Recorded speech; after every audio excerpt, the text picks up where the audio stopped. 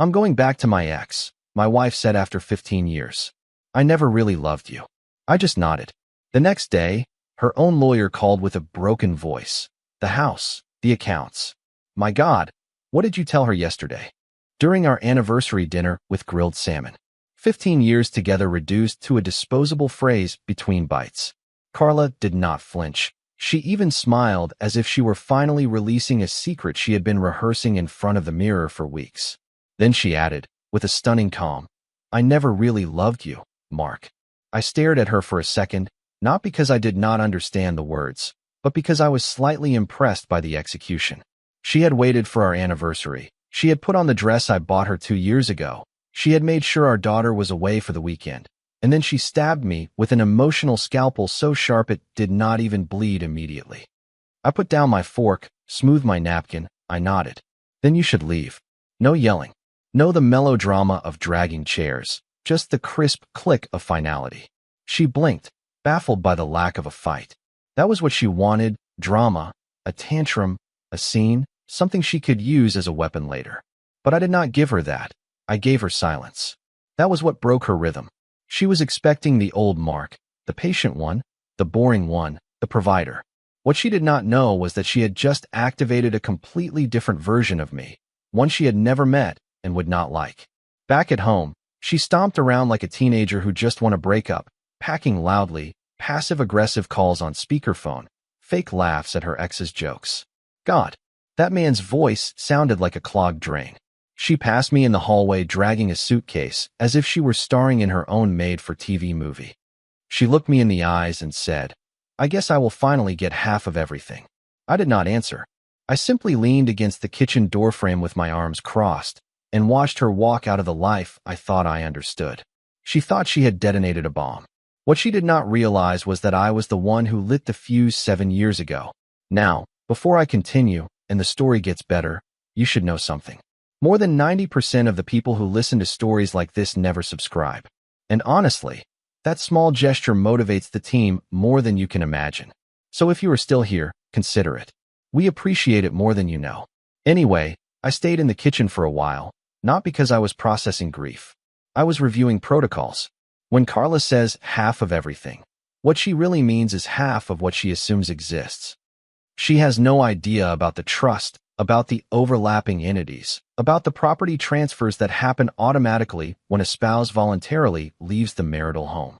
It is like watching someone jump out of a plane with a parachute they packed themselves, not realizing that I had silently switched the pull ring. I went into the office, turned on the light, and took out a small black box I had not touched in years. Inside was a USB drive, notarized documents, the original post-nuptial agreement, and the unsigned activation letter. Until now. I sat down, took out a pen, and wrote a single sentence. At 10:47 p.m., spouse Carla Whitman has voluntarily vacated the shared residence with the intent to end the marriage. Clause 7U activated. Signature, date, upload, encrypt. By the time her Uber left the driveway, she was already a guest in a world that no longer belonged to her, but she did not know it yet. She thought she had just humiliated me, leaving me gasping in the emotional rubble. What she had really done was open the door to the one game I'm better at than anyone, structure. And tomorrow would be the first move. The door did not slam shut. It clicked.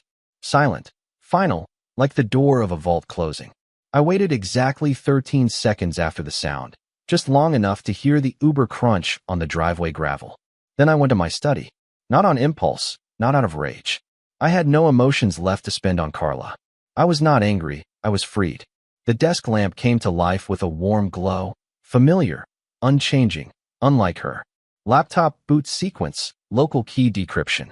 A biometric confirmation. The desktop loaded as if it had rehearsed for this moment, and in a way, it had. For 7 years I had built contingencies like a man stacking sandbags before a hurricane. Carla always assumed I was obsessive with paperwork because I was old school, that I liked control, that I was boring. She never realized I was building a fortress. I navigated to my asset tree, a private, encrypted diagram that looked like a spiderweb that had gone to law school. Every LLC, every holding company, every silent partner agreement, all legal, all mine, all designed to go into full execution mode with a single trigger. I found it. Clause 7U. Trigger by spousal abandonment. The voluntary departure of a spouse from the marital home with the intent to dissolve the union initiates the isolation of assets. The trust executes the transfer of property titles to a private holding entity under the main grantor, me, and revokes the spouse's rights through the signed postnuptial agreement. All I had to do was click execute, and so I did. A single click, no drama, just a green progress bar sliding silently across the screen.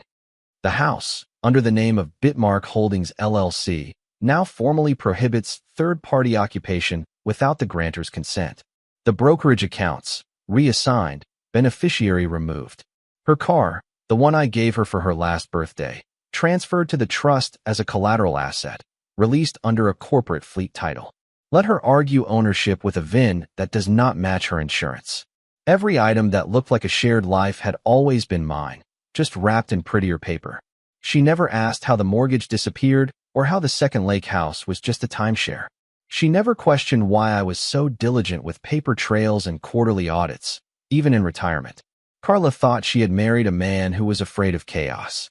She did not realize she had married a man who prepared for betrayal. I opened the second safe, took out the sealed envelope marked CW activation. Inside were 4 things: the original postnuptial agreement, a notarized affidavit that had expired 3 years ago, a USB with time-stamped activity logs, and a final letter addressed to her lawyer, and signed until now. I picked up the pen and wrote 3 words at the bottom. Let us proceed accordingly. I signed it, dated it, put it back in the envelope, and placed it in the outbox. Then I leaned back in my chair and looked at the ceiling. It was not the first time I had imagined this moment, but I admit it landed with a heavier silence than I expected. It was not grief, just absence, like when a noisy appliance suddenly shuts off and you realize how loud it had always been. For 15 years, Carla filled the house with small demands and casual complaints. She had mastered the passive sigh, the way of saying, "Mark, seriously," as if it were her favorite punctuation mark. Now the house was silent, and I finally had room to think. One by one, I checked the status of each lockdown. Primary residence, reassigned. Financial accounts, redirected. Joint liabilities, nullified by clause activation. Digital accounts, two-factor authentication, activated. Access revoked. She could still log into Netflix. I left her that. I'm not a monster. And then, just before midnight, I executed one last command. Notify attorney. Structure active. My lawyer's phone would buzz at 8:01 a.m. Not before. He would find the signed documents, the logs, the time-stamped video from the door camera showing her departure. No drama, just structure. This was not revenge. Not yet. This was architecture. Tomorrow would be when she would try to draw blood, but she would realize the knives were no longer hers. The next morning I was making coffee when my phone vibrated. It was not a call or a text message. It was an alert from a private social media monitor I had set up years ago, originally to track corporate mentions when I was still active in the auditing world. Old habits die hard. I had forgotten I had left her profiles on the list, and there it was. Public post. Image. Carla cozying up to her ex, Stephen. The walking midlife crisis, his arms draped over her, as if he had won a prize. Both of them holding champagne glasses, grinning like it was prom night, but with Botox and back pain. Caption. True love always finds its way back. Cheers to finally being free. Posted at 9:27 a.m. I stared at it for a full minute, not because it hurt, not because I missed her, but because of the timestamp. 9:27 a.m. And not today, yesterday. Roughly 3 hours before our anniversary dinner, before the salmon, before that "I never really loved you," before the fake tears and the packed suitcase. She had taken that photo before she even told me, while I was at the florist picking up the roses, the same roses she pretended to admire at dinner before she gutted me in 3 sentences. That photo, that smug caption, was not just tacky, it was a legal landmine. I opened the post-nuptial agreement and went to Clause 9B, premeditated abandonment with intent to defraud the spousal trustee. The clause had a threshold, a premeditation demonstrated by time-stamped third-party behavior occurring before the marital departure. Why? Because during the agreement negotiations, my lawyer had asked a single question. What if she has emotionally checked out and is just staying for the payout? So we included the clause. If evidence emerged proving an intent to leave before informing me, and that intent involved an alternative romantic engagement or concealed communications, she forfeited all rights to community property. Evidence like, for example, a time-stamped selfie with her ex. I opened a secure tool and downloaded all the EXIF metadata from the image. I confirmed the GPS, the time zone, the device model. I uploaded the report to my asset protection log. Violation confirmed. The legal structure had just evolved from a passive shield to an active weapon. What Carla thought was a champagne celebration was actually a signature. She just had not realized it. I forwarded the image and metadata to my lawyer with a single subject line. Clause 9b. Activation. No message body, he would understand. Then I clicked on the comments below her post. 37 likes. A few heart emojis. The usual dopamine bait. A comment from her best friend. Michelle, you deserve happiness. Red heart. Red heart. I told you he would come back. Michelle, the woman who borrowed $5,000 from me for dental work last year and then ghosted me. Interesting. Another comment further down caught my eye. From Carla's hairdresser. Wait, is this from yesterday morning? I thought you said you were still deciding what to do. She replied, haha. Shoo. Do not out me. Crying laughing face. Out you. Oh, honey, you already did that yourself. I saved a screenshot, printed the thread, and underlined the line. Do not out me. My lawyer would appreciate the irony. I closed the browser and leaned back in my chair, watching the steam rise from my coffee. A quiet morning, birds chirping. Somewhere in the city, she was probably floating on a cloud of ego and dopamine. She had no idea what she had just activated. You see, when most people think of betrayal, they imagine bedroom scandals, text messages, call logs. But the real betrayal is not about sex, it is about intent. That is what Clause 9b was built for, not to catch someone being unfaithful, but to catch someone plotting. And now it was Carla who had left the trail. Not me, not Stephen. Her post, her caption, her lie, and now, her collapse. It would not come today. Precision does not work like that, but it would come, because in my world, the only thing more dangerous than an arrogant liar is one who leaves a timestamp on her crime. The call came just in the afternoon. Unknown number, but I recognized the prefix of a downtown law firm. I let it ring twice before answering. Mr. Whitman? The voice was young, overly cordial, probably fresh from a podcast on how to revolutionize family law. This is Mark. Great. This is Tyler Preston, the attorney retained by your wife, Carla Whitman. I wanted to reach out to you directly before proceeding with formal filings. His tone oozed a polished arrogance, the kind that comes with custom cufflinks and a leased Tesla. Go ahead, I said, sipping my coffee. I will be drafting a petition for divorce based on irreconcilable differences. Naturally, my client is entitled to an equitable division of the marital assets. We will be seeking her fair share of the primary residence, brokerage accounts, and any jointly owned vehicles. If you have counsel, you can have them contact me directly. But I thought a professional courtesy call might ease things along. You know, avoid unnecessary drama. His mistake was not what he said, it was how he said it. He assumed I was passive, a confused retiree, blindsided by the modern rules of the game. A man caught off guard.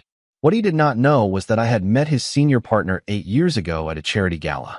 We had discussed asset protection and risk mitigation. Back then, I was just Carla's silent husband. I listened, I took notes, I studied the game, and then I built a better one.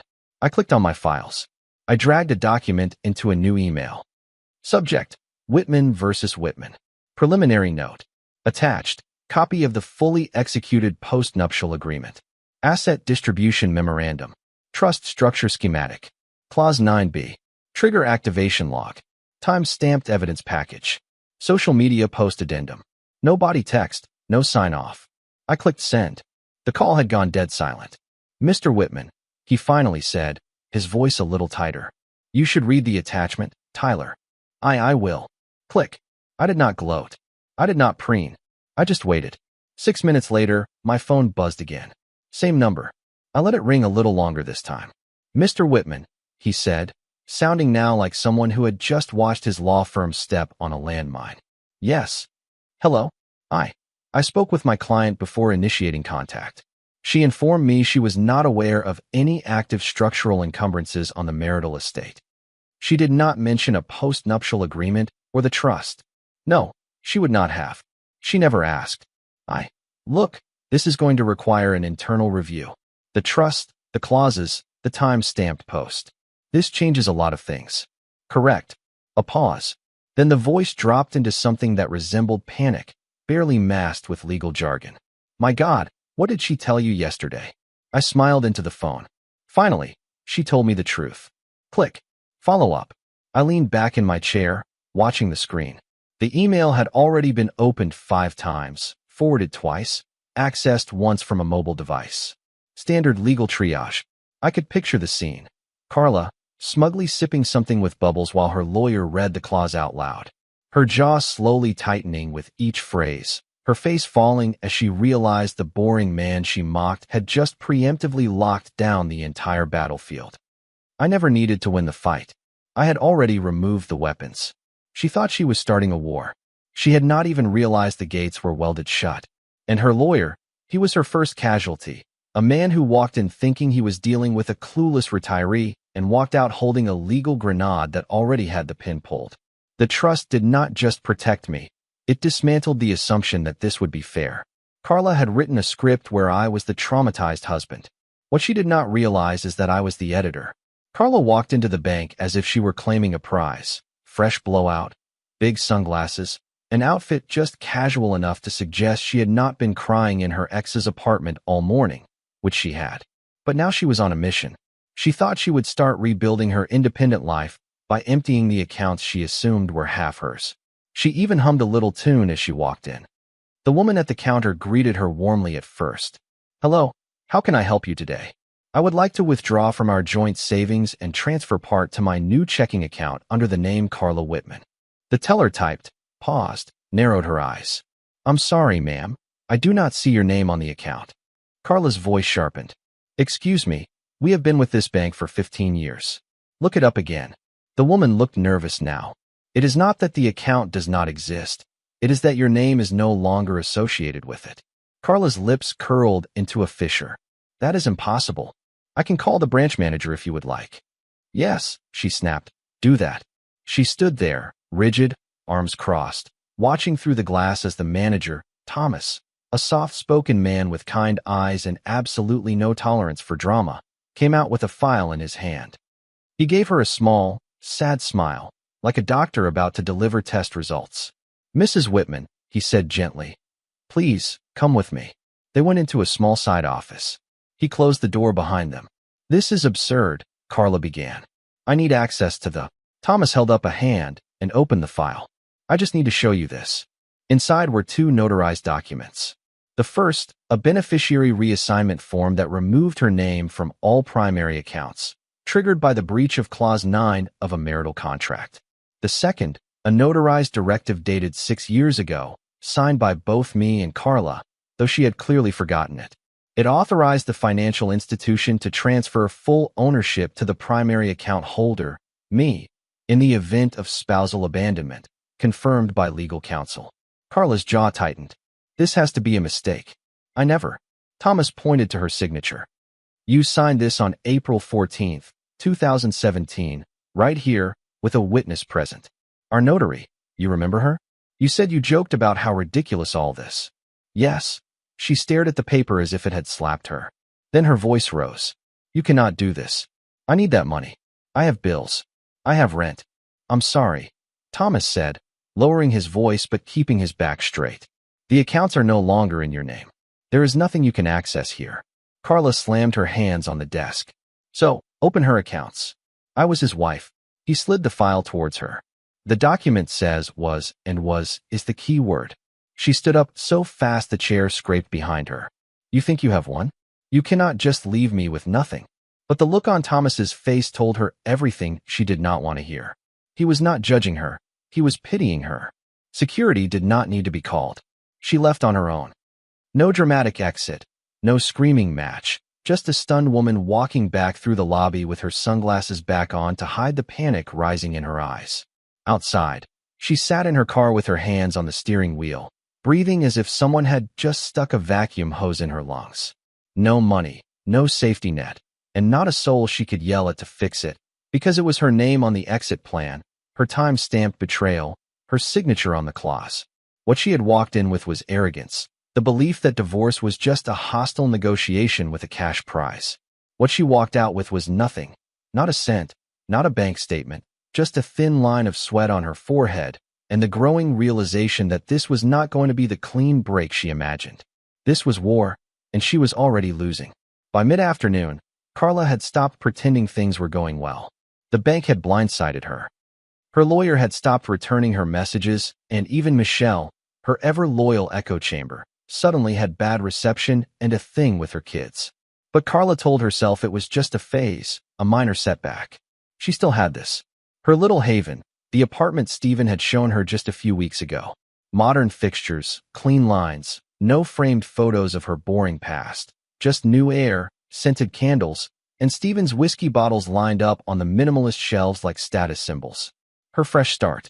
She pulled up to the curb, still fuming, but already mentally riding her comeback arc. She would text Stephen. They would order sushi, maybe pop some champagne again. They would post something spicy on Instagram to remind the world that she was unbothered, until she got to the door. A yellow notice taped to the wood like a slap. Lease agreement terminated. Vacate in 48 hours. Her eyes scanned the page. It was not from the landlord, not even from the property management company. It was signed by Oyu Mark Properties LLC. In smaller print below, Asset Manager M. Whitman. Her brain stalled. She tore the paper off and fumbled in her purse, stabbing at her phone until she got the property manager on the line. This has to be a mistake. I live here. I have been living here for weeks. Ma'am, OM Properties has issued a contract termination per the discretionary clause outlined in the corporate lease terms. You are not the primary lessee. What the hell does that mean? I have paid the rent. The primary lessee, Stephen Marlowe, has been notified. The termination is coming from the holding entity. All fees are being waived, but the unit is no longer available. But why? Who the hell is that? Yark, there was a pause on the line. I cannot disclose internal ownership, ma'am. But she did not need him to. Carla's eyes fell on the bottom corner of the notice. There it was, a small watermark logo, the same font I had used for our estate plan branding, a stylized MW inside a square. Mark Whitman. She was still trying to process it when Stephen opened the door behind her, holding a sandwich and looking like he had just woken up from a nap. Babe, he blinked. What is going on? She shoved the paper in his face. Did you know about this? He scanned it lazily. Then again, more slowly. Whoa, I thought the building was managed by something called Bisbridge. Apparently, they are owned by Yobart. He looked up, paling. Wait, are you saying your husband owned this place? Carla did not answer because she did not know, because she had never asked. She had been too busy playing at being liberated to consider that her entire rebound was built inside walls I had already paid for. The keys she carried still technically belonged to a holding company registered to a trust she had never read. Stephen stepped back inside, rubbing his face. This is a nightmare. I signed a 1-year lease. They cannot just. Yes, they can, she snapped. Apparently, he can. Stephen muttered something under his breath and retreated to the kitchen. Not a comforting hug, not an, I will handle this, just silence and distance. His default settings when women raised their voices. Carla stood in the doorway, still clutching the notice. Her new beginning, owned. Her safe space, revoked. The man she had run to was already checking his emails instead of her face. She walked out slowly, sitting on the apartment's stone steps with trembling legs. She watched the cars pass on the street, wondering how many things she still thought were hers would turn out not to be. She thought she had escaped to something new. What she did not realize was that every move she made had been pre-mapped. Every step forward, still within my perimeter. She did not leave the battlefield. She walked deeper into it. And now, even the walls were betraying her. The call came just after midnight. I knew it would. Jolly had always been the one person Carla could not easily manipulate. But blood is thick, and daughters still crave explanations. Dad. Her voice was cautious, not cold. That is how I knew she had not taken a side yet. I just talked to Mom. She is not okay. I said nothing. She said you froze her accounts, that she has nothing, that you have been planning this behind her back for years. I took a deep breath, not because I was angry, but because I could hear the crossroads in her voice. standing at that intersection of instinct and truth. She says you ruined her life. I reach for the black folder on my desk, not the legal one. This one was thinner, personal, the only copy of the post-nuptial agreement with annotations in blue ink made specifically for Hallie, for when she turned 18 and started asking questions about estate plans and why her name was not on any joint assets. Section 12, I said. She paused. What? Section 12 of the postnup. The clause about beneficiary exclusions in cases of active deceit or abandonment. Read it. Another pause. Can you send it to me? No need. It is in your Dropbox, in the same folder as your student loan breakdown. The document is named contingency_low_next_full.pdf. You saw it 3 years ago. Jolly just had never read it. Silence. I let it hang in the air. Look, she finally whispered. I do not care about the money. I just need to know if she is telling the truth. I nodded, though she could not see me. Then do not listen to either of us, I said. Check her phone. Start with August. Look for the name Stephen. More silence. I could almost hear her pulse over the line. You knew? I have known for longer than she thinks. I heard her swallow. The call ended shortly after. No goodbye. The next morning, nothing. No follow-up text. No angry voicemail. Just silence. A quieter loyalty. But around 6:30 p.m., I received a single email from her university account. Subject, I read it. No body text, no signature, just a PDF attachment. Screenshots of Carla's messages with Stephen. I cannot wait to be free of him. I'm so tired of pretending. I keep the prenup in the guest room drawer.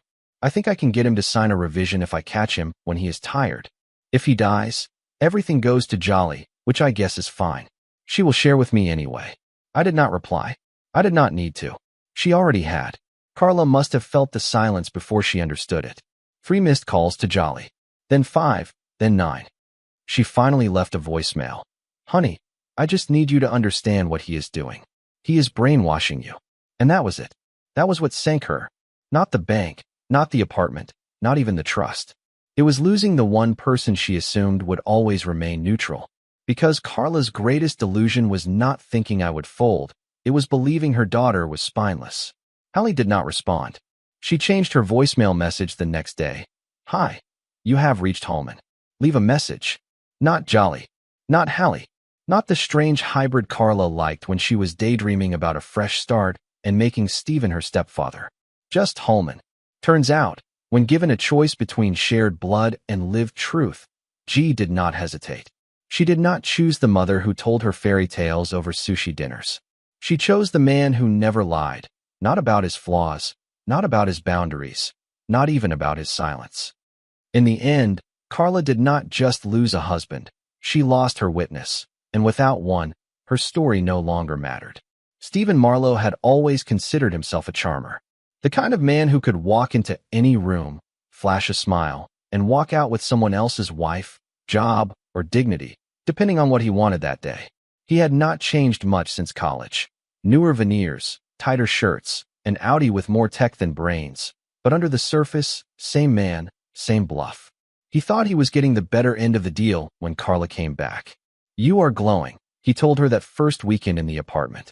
He never deserved you. She had soaked it up like a plant finally getting water, ignoring, of course, the cracks in the pot. Stephen had not asked questions. He did not want to know about prenups or legal separation timelines. As far as he was concerned, Carla had it handled. She talked as if the assets were already hers. She laughed about me. She called me Mark the Meek. She said I would probably cry in the shower for a month and finally hand over the passwords. She painted a picture of a broken man, gullible, easy to roll over. And Stephen, drunk on ego and half-price champagne, believed her until there was a knock on the door. He opened it to find a man in a black polo shirt holding a clipboard. Stephen Marlowe.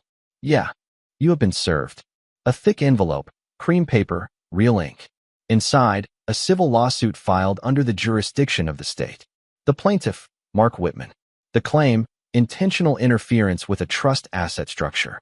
Stephen scanned the page with growing confusion, then dread. Unjust enrichment, tortious interference. The term implied fraud was in bold. 3 exhibits were listed.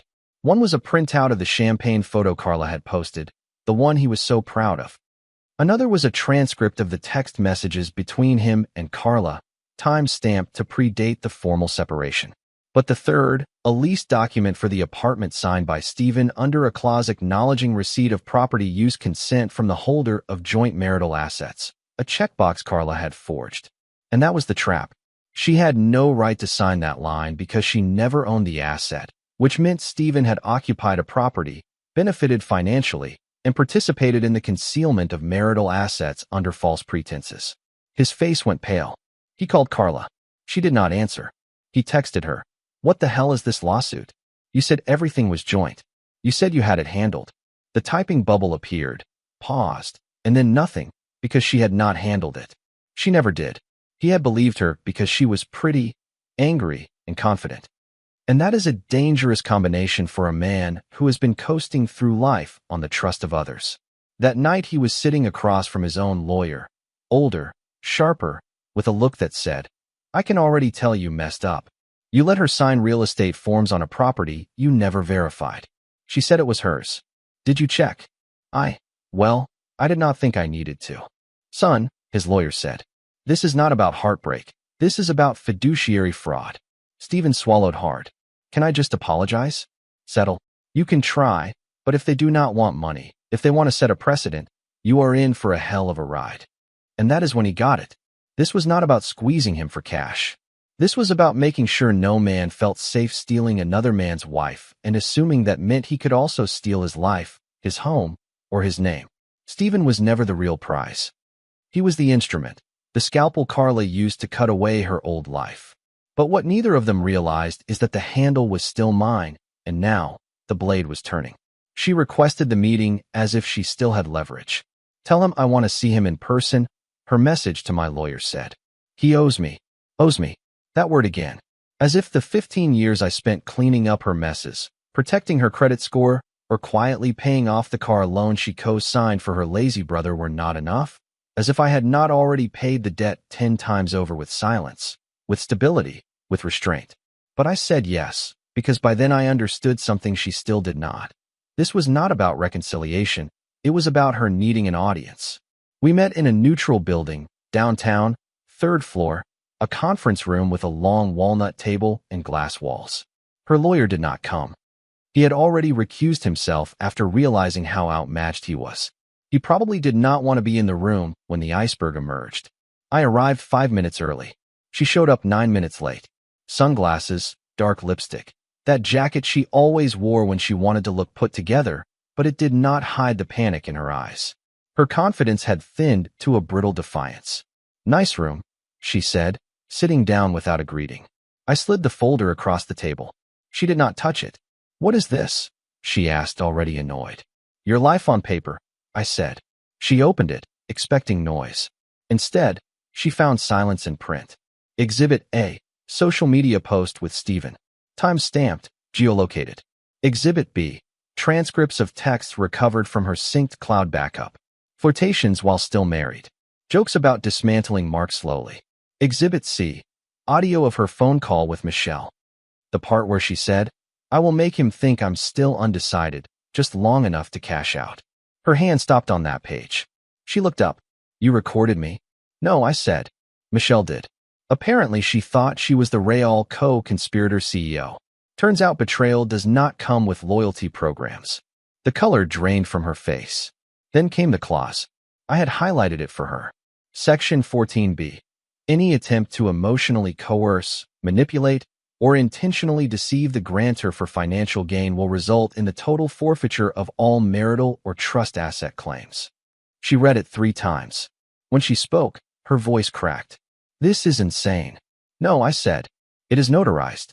She gritted her teeth. You cannot just erase me like this. I did not erase you. You wrote yourself out of the ledger. I just closed the book. You think this makes you strong? No, it makes me free. She flipped through a few more pages. There were financial triggers she did not understand. Automatic liquidations, auto transfers, clawbacks. Things she had never asked about while she was too busy pretending our marriage was a cage. You hid all this from me. You never looked, I said calmly. You were too focused on what you deserved to notice what was protected. She closed the folder, trembling. This was not love. I did not answer. You did not love me.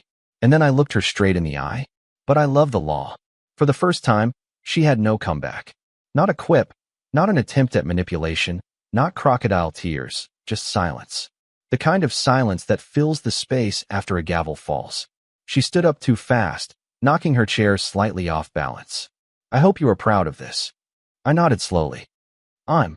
She opened the door to leave, paused, almost said something, and then walked out with no goodbye, no performance, just the hollow echo of high heels in a hallway that did not belong to her. The room remained still. All that was left was the folder, still warm where her fingers had been, and the unmistakable weight of a concluded war, not with victory music or cheers, but with a perfectly balanced ledger. And a woman who finally understood what it means to be out-strategized by the man she never bothered to understand. The envelope arrived on a Tuesday without a courier, without a doorbell, without needing a signature. Just a discreet white packet slid into Carla's mailbox like any other suburban noise. She did not even notice it at first. Not until well into the afternoon, when she finally mustered the will to walk to the end of the driveway. Wrapped in a cardigan 2 sizes too big, wearing yesterday's mascara and 3 days of regret, she tore it open half-heartedly, expecting another legal update, maybe some dry filing about next steps or a tentative court date. What she received, instead, was finality. Inside were only 2 documents. The first was titled Notification of Irrevocable Dissolution of Private Marital Trust Authority. The second, Executed Transfer of All Nullified Marital Claims. No judge's name, no county seal, no docket number, because this had not been filed through the family court system. It had come directly from the trust administrator, and it was done. Every remaining claim she had, assets, alimony, even her name on property records, had been invalidated, not negotiated, not reduced, nullified. Because under the private trust we both signed, the moment she breached Clause 9 and later Clause 14, the dissolution process could be triggered and completed solely through the administrative process outlined in the marital framework. The courts were never necessary. I had built the end into the beginning. She read and reread the cover letter, her hands trembling now, her pulse hammering behind her eyes. Effective, as of the moment you told me you never loved me. That was the line. No threats, no anger, just a time-stamped knife in plain text. Carla stood in her tiny kitchen, what was left of her grand escape, and looked around as if trying to remember how all this started. The champagne, the photo, the laughter, it had all evaporated. Stephen was gone. He moved out 2 weeks ago after the lawsuit notice arrived. He said he needed to rethink some things and disappeared back into his ex-wife's orbit, where the drama at least came with shared custody and a second-hand BMW. Michelle was not answering calls anymore. The apartment was reclaimed by OMK. The lease termination did not even make the news. Even Jolly had gone silent. She sat at the chipped table, folded the papers, then unfolded them again as if they might change if she blinked hard enough. Then she picked up her phone. Last contact, Tyler Preston, Esquire. She stared at the screen as if it had betrayed her. It was not that he was unavailable, it was that he was done. Because no lawyer likes to stand in a courtroom holding an empty briefcase and a discredited client. She opened her gallery app out of reflex, like a ghost searching for its reflection. She scrolled back to the photo with Stephen, the champagne one. It was still there. Same pose, same smug smile. But now the image made her nauseous. She tapped delete and then stopped. Because that photo was the trigger, the moment she chose fireworks over foundation. And you do not delete a tombstone. The room around her was too quiet. No dishwasher humming, no music, just the refrigerator compressor kicking on and off like a tired metronome. She picked up the letter one last time, ran her fingers over the embossed seal. It was real. Not a draft, not a threat, just the end. Not of a marriage, of a narrative. She had spent years pretending I was a footnote in her story.